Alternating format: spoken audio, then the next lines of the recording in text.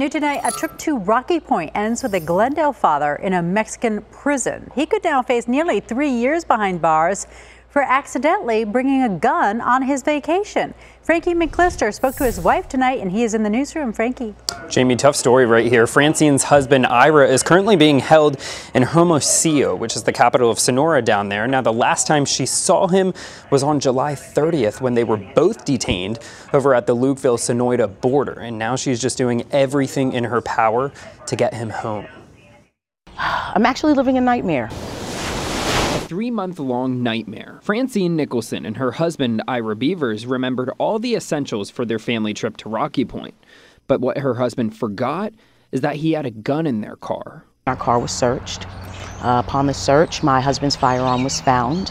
He and I were both detained. They kept me for 48 hours.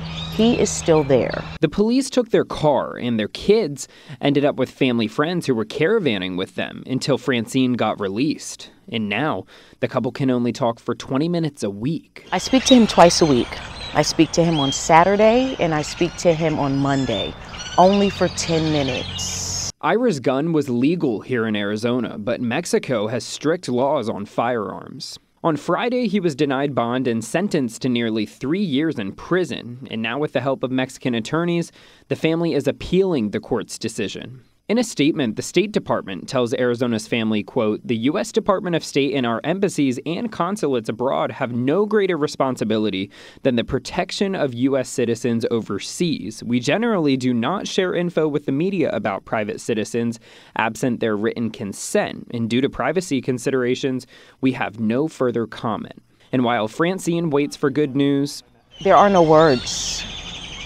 I can't sleep. I think about him constantly. He is constantly every thought on my mind.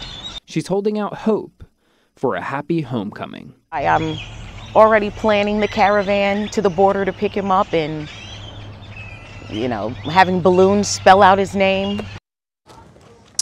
And Francine never even making it to Rocky Point. Now, the new attorney told the family that they hope the appeal can, listen to this, get him released by Thanksgiving. And as expenses are just piling up, she said that her best friend created a GoFundMe page to help that family out. And what we did is we put the link to that GoFundMe page. They could really use your help. Find it over on azfamily.com. Right here in the newsroom, Frankie McClister for Arizona's Family.